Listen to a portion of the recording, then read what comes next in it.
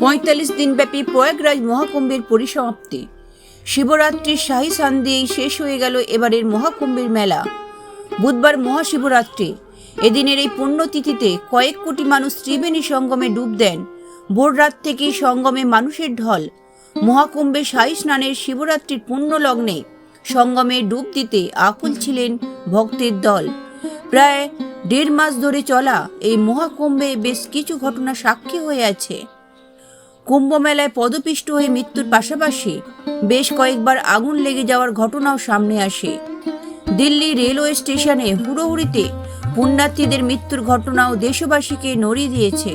তবে এদিনের শাহী স্নান নির্বিঘ্নেই সাঙ্গ হয়েছে। আবারও ৪৫ দিন ধরে চলতে থাকা মহাকুম্ভ মেলারও শেষ দিন।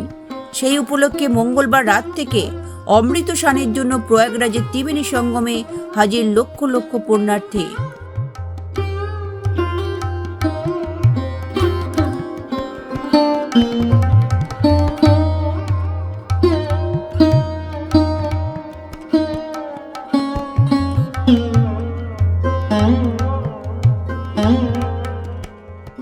ব্যুরো রিপোর্ট, লটারি সংবাদ।